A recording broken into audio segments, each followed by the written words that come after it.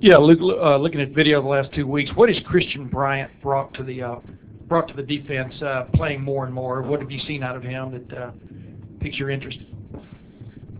Christian, a lot like maybe Jamel Hines in the past. He is a guy that is a very confident young man. I mean, he's got a little bit more of a natural fire to him. To me, he's one of those guys that's kind of a natural leader. He doesn't get rattled. He doesn't get frustrated.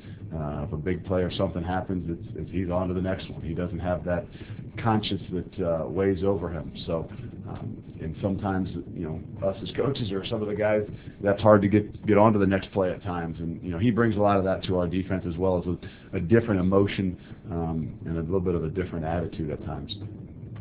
Luke, what are you seeing out of Devon Smith? Caught the 2 touchdowns, and then it looked like he caught the one on the opposite sideline as well that they ruled incomplete. Making a lot of plays. How impressed have you been with his play, and do you see him becoming even more a part of the offense as the season goes along? We're going to continue to move Devon along, and I think he might have only had 27 to 30 snaps last week. Maybe he got more and more because of as he grows and as he matures. But Devon can make plays. I mean, he's a guy that can get on top of you. He can have some speed, and obviously good balls were thrown to him, and he made the play. So we need that, and that we know that people are going to pack it in on us, and with a lot of the run stuff, and we need to have those wide receivers out there to have the ability to make some plays, especially when people are going to get up on them. Luke, Coach Dantonio was here, a coordinator here in your early years on the staff. Anything you picked up from him, liked about the way he, as a coach, you gleaned from his experience? Well, a lot of what what I've learned is from him. Obviously, I was with Coach Tress for 9 years as well, but probably spent a majority of my time in just the 3 years the coach was here, Dantonio was here with him. Probably the one guy that I stay most in contact with since he's been gone. Just probably because we're more similar people in general, or family-oriented guys. A lot of those kind of things. I've learned more from him just off the field as opposed to on the field, and how you handle these situations. What's really important. Don't forget about those kinds of things, and do have a really good relationship with him. You had conversations then after you got the job, or? Yeah, if there's one person I've talked to as much as anybody, it would be him. Luke, I want to ask you about a couple of freshman linebackers. Ryan Shazier seems like he's playing really well, so if you could talk about his progression. And also Curtis Grant, where does he factor in the plans right now? Well, Ryan's done a great job. Ryan, I think, played 27, 28 snaps last week in the game, in situations when the game was, obviously still being early on in the game is what I mean. But he's done a great job. He's done a great job special teams-wise. He's going to be a very, very good football player. He's got a knack for the ball. He can run. There's going to be some special things out of him, and we need him because he's one of those 4 guys that's in the rotation. As far as Curtis Grant, Curtis is probably picking it up a little bit more now. He hasn't been as big a special teams guy as we need him to be, but I think here in the next few weeks we're going to continue to get him on a little bit more. I think he's going to have a lot more opportunities, maybe playing some Sam this week as well as in the future here. I was going to say, I'll follow up on this. Why would Curtis have more opportunities at the Sam this week? What are you seeing there at that position, if that would be the case? No, we just kind of moved him a little bit. He had been a Mike backer, and kind of trying to get a bigger physical guy maybe. If we still having backups, Sabino bumping out for the Sam as well. Sabino's playing Mike too. Just trying to find a way that we can get guys involved a little bit more, goal line situations, things like that. And what you were talking about before with your relationship with Coach Dantonio, what do you think it will be like then this week for you coaching against him? And do you think it will be at all similar in what it was like for Coach Dantonio when he coached against Coach Tressel, as sort of having that relationship as a guy that you learned a lot from, and now you're going against him? I'm sure. I mean, like I've said before, if I was playing my brother, I would want to beat him just as bad as I'd want to beat anybody. So I don't think that changes and factors into it. You obviously have a mutual respect for somebody, for who they are and what they do.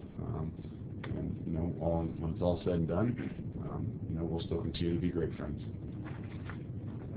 Coach, going back to Braxton, are you a little concerned that he ran 17 times? Was that a little bit of nerves, or was that part of the game plan? I think it's a little bit of both. But obviously we got to be conscious of it. He's got to be conscious of it. And, you know, I'm not sure that that's, you know, not of times we'd like for that to happen, but there are going to be situations where he's going to run. And, you know, we're not going to avoid those as well. So, you know, what's the perfect number? I don't know. Obviously, knowing staying healthy and being able to know when to take off and when to get down and when to go for the extra yardage, those are the things you got to learn. Yeah, Luke, what's the update on Nathan Williams and Corey Philly Brown? Will they either be available this week, do you think? Don't know and don't know. Maybe we'll have a little better idea maybe by Wednesday. I wouldn't be able to speak real intelligently on it right now. The other thing I wanted to ask, Curtis Grant, for example, is there such thing as a guy coming in with the mentality, I'm a middle linebacker, and maybe he has to grow into like maybe other roles, if you understand what I'm saying? I mean, is that one of his situations? No, I think, you know, if we hindsight, you look back at it, probably, you know, we would have wished we maybe would put him at Sam early in camp. Maybe that's one of those coaching things that I could have done earlier. But, you know, hey, you got to learn how to play football. You got to learn how to play it in the system. And, you know, I always try and tell a lot of those guys, James Laurinaitis was a Sam his freshman year. And then we didn't even know, we only moved him to Mike because we didn't have a guy. You know, and we said, well, we'll let these 2 or 3 guys battle out at Mike and see which one's good enough and see which one's the best. And that looks like we were good coaches and put the best one in there. Luke, I know, you know, obviously in this day and age you need to win, want to win every game. I just wonder, does the mentality change at all with the start of Big Ten play, you know, having played through it, coached in it, and starting Big Ten play for other players? Is it different this week at all? Yeah, I mean, there's definitely a heightened awareness, and they understand that not that all those other games don't count, because they do, but they know what it's about, and that's where our focus has always been, about winning the Big Ten, and this is when it starts. And, you know, we've kind of, you know, talked about that all through the preseason, in fall camp and things like that, about, you know, looking at that schedule ahead of time, so that when you get into that season, you don't have to look ahead week to week. You know, you can't look 3 weeks ahead, but you knew what this month was going to be about. And you know, but that's the fun of it. That's the beauty of it. And I know they're excited. I know we're all excited.